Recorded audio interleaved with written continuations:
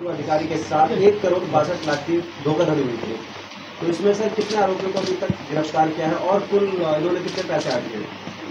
देखिए 21/5 को सेक्टर 113 थाना में एक मुकदमा पंजीकृत किया गया। उसमें एक रिटायर्ड एनटीपीसी के अधिकारी थे। उन्होंने आकर के ये बताया था कि over a period of time लगभग 1,62,00,000 रुपये उनसे ठगी की गई है। इसमें जो भी डिटेल्स उनके पास था, उस डिटेल्स को लेकर के हम लोगों ने अभियोग पंजीकृत करने के बाद छानबीन शुरू की, इन्वेस्टिगेशन शुरू किया और उसमें हम लोगों ने सफलता पाई। जिस गैंग के द्वारा ये ठगी की गई थी, उस पूरे गैंग को हम लोगों ने बस्ट किया है। बेसिकली ये सारा गैंग गाजियाबाद के भोपुरा से ऑपरेट कर रहा था और इन लोगों ने IRDA का एक ब्रांच होता है IGMS, उससे जुड़ा हुआ बताकर जो हमारे वादी थे, उन्होंने बेसिकली इनका जो रिकॉर्ड था, उन्होंने एक पॉलिसी कराई थी काफ़ी दिन पहले, 6-7 साल पहले HDFC में इंश्योरेंस पॉलिसी थी उनकी, जिसमें एक किस्त जमा उन्होंने किया था और बाकी किस्त जमा नहीं हुआ था। उस डेटा को लेकर के इस फ्रॉड वाले कंपनी के लोगों ने उनको कॉल किया और ये बताया कि अब तक इसमें 26 लाख रुपए हैं इसके और मैं ये 26 लाख रुपए आपको वापस करा दूंगा। उस 26 लाख रुपए को वापस कराने के नाम पे over a period of time उन लोगों ने लगभग 1,62,00,000 रुपये उनसे 1-1 लाख 2-2 लाख करके ले लिए थे। अभी हम लोगों ने इन लोगों को अरेस्ट किया है। ये जो किंगपिन है सोनू कुमार, ये भी अंडर अरेस्ट है और ये बेसिकली चला रहा था। इस पर्टिकुलर जो केस है, इस केस में इसने नीलेश कुमार नाम के व्यक्ति को ये काम असाइन किया था और नीलेश ने पूरा का पूरा 1,62,00,000 रुपये का ट्रांजेक्शन करा और करवाया। इसमें टोटल 16 लोगों की गिरफ्तारी हुई है। इसमें से 10 महिलाएं हैं, उनका भी रोल है, उसमें उनकी भी अरेस्टिंग हुई है और उनके रोल्स को भी देखा गया है। सभी लोग मिल कर के इस काम को कर रहे थे, सबको जानकारी थी।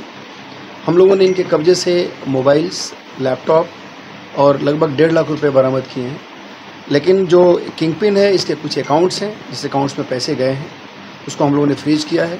बाकी इनके द्वारा कुछ प्रॉपर्टीज़ भी अर्न की गई है, उस प्रॉपर्टीज़ के बारे में भी हम लोग जानकारी प्राप्त कर रहे हैं और ये जो पैसा इनसे लिया गया था, जो वादी से पैसे लिए गए थे, उन पैसों को इसी में इन्वेस्ट किया गया था। इसमें हम लोगों ने ये अब तक की ये कार्रवाई की है। इसके बाद हमारा इन्वेस्टिगेशन जारी है। बाकी जो पैसे टोटल गए हैं उसकी रिकवरी का प्रयास हो रहा है। जो प्रॉपर्टीज़ गई हैं उसका डिटेल्स प्राप्त कर रहे हैं। में देखा जा रहा है कि मामले फ्रॉड के बहुत बढ़ रहे हैं, रोज़ाना मामले आते हैं। एकदम आपने सही कहा। साइबर क्राइम और फ्रॉड्स के मामले हमारे लिए एक चैलेंज है और हम लोग हमेशा अवेयरनेस ड्राइव चलाते हैं। आपके माध्यम से भी मैंने लोगों को हमेशा बताया है, आज भी बता रहा हूँ कि जब भी कोई अनसोलिसिटेड कॉल या कोई लिंक आपके पास आता है, प्लीज़ कभी भी उसको क्लिक मत करिए, कभी उसको रिस्पॉन्ड मत करिए। कभी भी कोई आपके अकाउंट से संबंधित कोई कॉल आता है तो आप उसे रिसीव मत करिए। आप उसको जितना मैक्सिमम हो सके आप उसको मैनुअली करिए। जब तक ये इस्टेब्लिश नहीं हो जाए कि वो नंबर और लिंक ऑथेंटिक है, तब तक आप कभी उसको यूज़ नहीं करिए। अगर इस तरह से कोई अपना इंटरनेट बिहेवियर कंट्रोल रखेगा, ऑनलाइन बिहेवियर कंट्रोल में रखेगा, तो उसके साथ घटना होने के चांसेस कम हैं। सर, अकाउंट में कितना अमाउंट है और प्रॉपर्टी कहाँ है? अभी ये हम लोग पूरी तरह से नहीं पता कर पाए हैं। अकाउंट का डिटेल बैंक से मिलेगा हमें। हमारी टीम लगी हुई है और जो प्रॉपर्टीज़ के डिटेल्स इनसे मिले हैं उसका भी हमें डिटेल एक चीज़ हम संबंधित तहसील से और संबंधित अथॉरिटी से निकलवाने का प्रयास कब से काम कर रहे हैं सर गैंग? देखिए, इस गैंग का हम लोग के पास तो 1-2 साल का ही अभी डेटा इनको मिला है। लगभग 2020 से हम लोग को आइडिया मिला है कि 20 से कर रहे हैं, लेकिन ये काफ़ी दिनों से ये काम कर रहे हैं। अभी पुख्ता जानकारी इसके बारे में भी डेली वगैरह से हम लोग को मिलता है। महिलाएं हनी ट्रैप में भी कुछ ऐसा क्लू मिला? नहीं, हनी ट्रैप का जो अभी इसमें इन्वॉल्व महिलाएं हैं उसमें से कोई हनी ट्रैप टाइप की चीज़ें अभी तक नहीं है। ठीक है, थैंक यू।